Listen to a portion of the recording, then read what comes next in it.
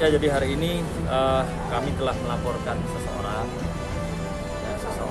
dari atau katakan suami dari klien kami, Bu Pipit, terkait adanya dugaan tindak pidana pemalsuan yang untuk menghilangkan asal usul dalam hal ini adalah kondisi yang dimana Ibu Pipit, klien kami, bersama terlapor adalah seorang suaminya telah memiliki satu perkawinan, ya diikat satu perkawinan dan memiliki anak. Lalu ada dugaan, ya, feeling seorang istri bahwa adanya dugaan pemalsuan dokumen itu dikarenakan untuk kepentingan pribadinya dia. Beberapa hari lalu menghubungi melalui media sosial, ya, direct message kepada seseorang wanita yang diduga sedang menjalin hubungan dengan suaminya, dan juga klien kami juga mendirect message kakak dari wanita yang diduga ada hubungan khusus dengan suaminya. Inisial dari kakaknya ya, inisial kakaknya itu RB ya. Intinya di DM itu saya tidak menyebutkan siapapun, tapi di sana ada statement bahwa saya sudah menjadi mantan istrinya. Yang sedangkan sampai hari ini saya masih menjadi istri sah secara hukum, dan dia sudah mengaku bahwa dia menjadi duda.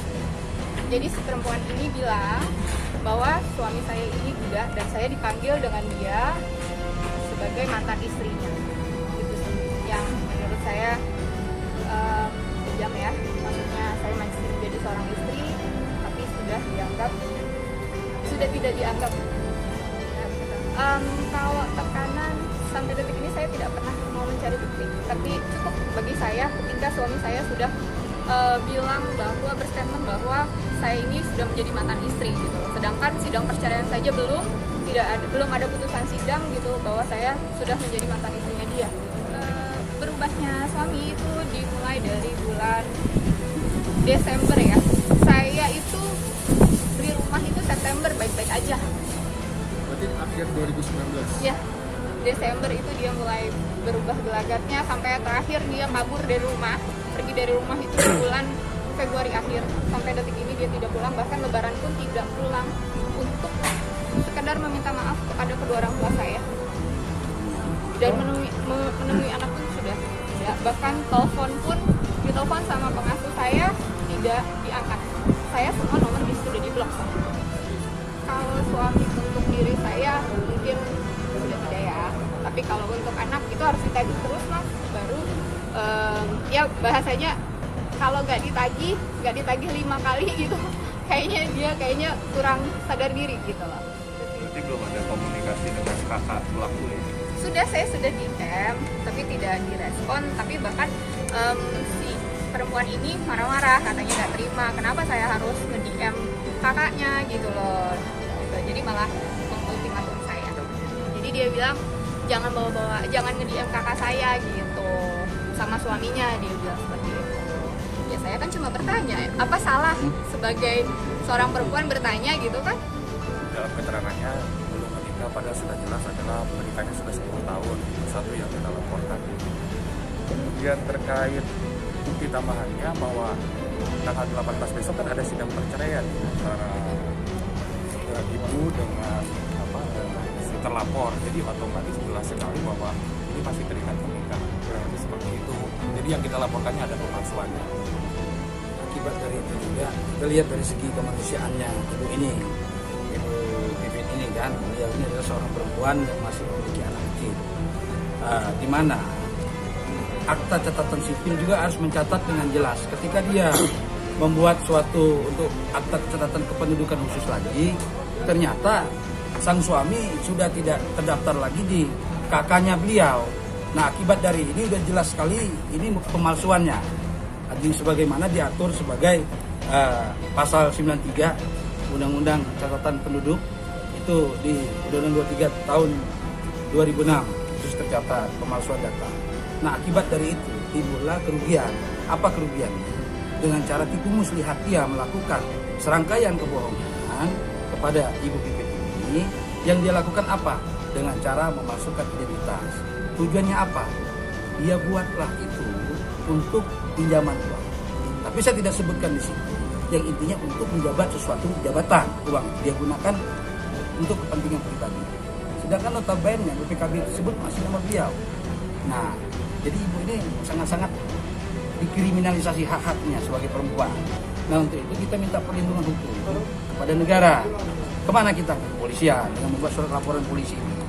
Nah, setelah itu juga ada hal lain yang dilakukan oleh si suaminya itu, karena belum cerai ya, seperti yang disampaikan oleh Kang Roman tadi, belum cerai. Status mereka masih sah sebagai suami istri. Dia membuat dan mengaku menyatakan bahwa beliau masih sebagai seorang duda, yang padahal dia di KTP-nya jelas masih bujangan lah itulah atau apalah. Ya, menurut saya secara psikologis dia sama anaknya aja udah lupa. Lah bagaimana sama istrinya? Ini anak benih cinta dia, kasih sayang dia lupa. Taruhlah sama istrinya udah lupa, tapi sama anak kok lupa? Kan lucu sekali menurut kita kan. Kalau kita mau melebar kemana-mana, contoh penelantaran anak apa segala macam itu udah kena. Banyak sekali yang dilakukan pidananya. Nah, perempuan ini siapanya si RB, si public figure ini? Apakah adik ipar kah, atau adik kandung kah, atau saudara atau siapa? Adik ipar dari yang RB si public figure ya? Oke. Melihat tanggapan si public figure tidak ada respon setelah Mbak DM, seperti apa, kecewa kah atau seperti apa? Bapak itu kami juga ya tidak mau menjawab, tapi yang jelas ada statement dari adik ipar ibu bahwa jangan mengganggu keluarga saya gitu kan, jangan RB dan istrinya gitu kan, untuk menanyakan hal ini gitu. Jadi kata dia cukup aja jawabannya dari saya. Yang paling jelasnya bahwa Ir ini mengaku kepada perempuan itu sudah menjadi duda, padahal kenyataannya tidak, sudah pun baru hari Kamis besok. Jadi jelas itu satu kebohongan, baik yang dilakukan terutama oleh yang sidang tadi, suaminya ibu ini sudah melakukan kebohongan, mengaku sebagai duda, kemudian juga ada hubungan yang dipalsukan. Jelas ini tidak sudah ada. Pernah ngomong nggak suami kepada Anda dia ingin menikah lagi? Intinya dia sekilas ada lah ya Pak ya gitu kan, dia bilang mau nggak dijadiin yang saya mau nikah dua gitu ya. Saya nggak mau lah, mana istri mana yang mau ya di madu gitu kan ya. Kalau saya sih prinsipnya gini, kalau mau berpisah ayo baik-baik ya kan, tolong semuanya diselesaikan secara baik-baik ya, karena memang sampai detik ini pun saya di blok gitu. Saya ajak untuk tambahan lagi mungkin komunikasi pihak ibu dengan suaminya ini sudah tertutup, tidak ada komunikasi, bahkan panggilan sidang pun memang hanya panggilan sidang dari pengadilan. Saya berharap laporan inilah yang menjadi jembatan untuk berkomunikasi antara pihak ibu dengan saksi terlapor nanti.